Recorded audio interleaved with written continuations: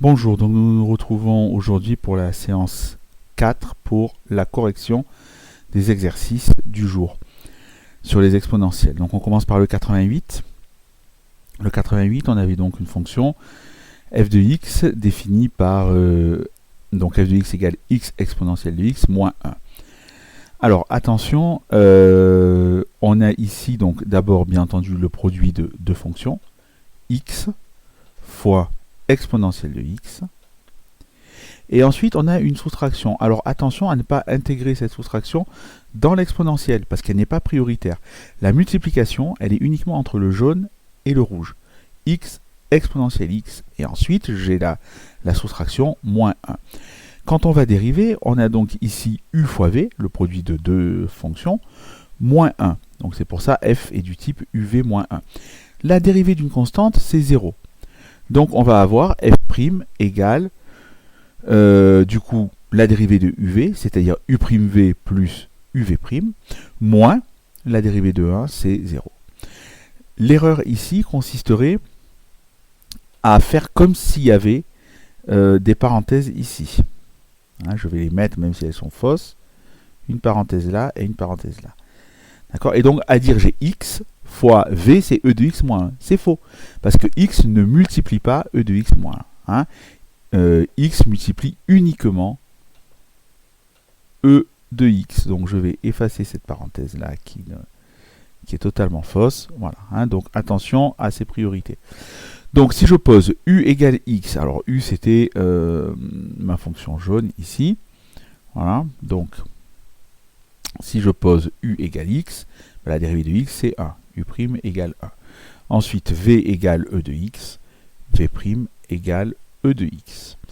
Donc, u'v plus v'u, ça fait 1 fois e de x. Hein, 1 fois e de x. En fait, c'est comme, on peut procéder comme ça, hein, u'v, 1 fois e de x, plus uv', x, e de x. Voilà la dérivée. Alors, pour étudier le signe de cette dérivée, comme d'habitude, on a une addition. Entre e de x c'est toujours positif, mais x e de x, ça peut être négatif puisqu'il y a fois x. Hein.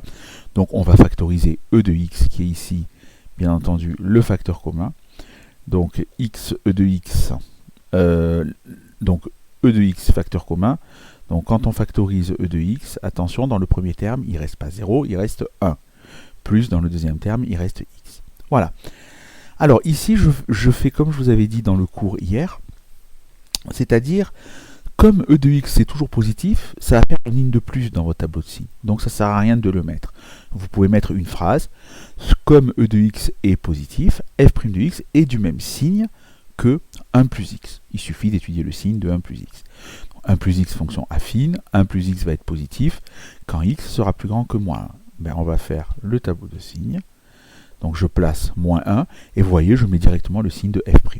Hein, puisque ça va être le même signe que 1 plus x. Donc c'est positif quand x est plus grand que moins 1, c'est-à-dire à droite de moins 1, ici, dans cette zone-là, c'est positif, c'est négatif. Le coefficient directeur, c'est 1, elle est croissante, donc c'est bien moins 0 plus. Je parle de la fonction affine, 1 plus x. Voilà comment on a le signe de la dérivée. Ben, le tableau de variation, c'est le même principe. Puisque la dérivée est négative, la fonction f va être décroissante. Puisque la dérivée est positive, la fonction f va être croissante. Il suffit de remplacer x par moins 1 pour calculer le sommet ici. Donc ça fait moins e de moins 1, ça fait environ moins 1,37. Hein, voilà. Donc, faire la représentation graphique sur la calculatrice, c'est très simple. Je ne le refais pas sur celle-ci. Alors attention quand vous prenez votre échelle, y minimum, il faut prendre, on voit que c'est moins 37 le minimum, donc prenez moins 2 ou moins 3 ou même moins 5. Hein, et le maximum n'a pas d'importance. Voilà, on passe à l'exercice suivant, le numéro 89. Donc ici, une fois de plus, hein, puisque c'était le thème, hein, on a une fonction du type... Alors, autant pour moi.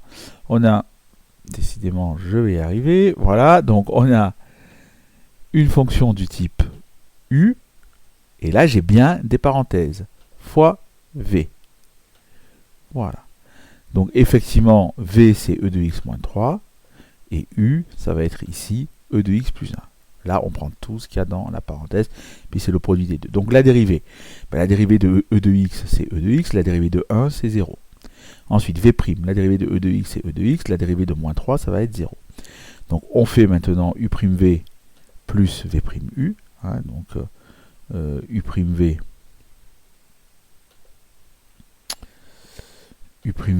ici, voilà, plus v'u. Hein.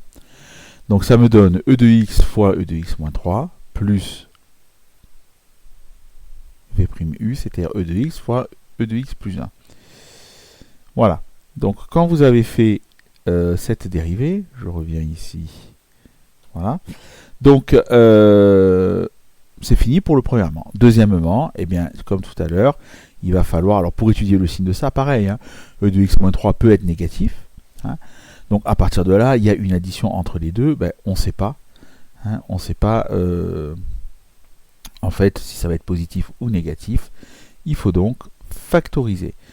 Donc on va factoriser ici, le facteur en commun c'est e de x, hein, que je retrouve ici et ici.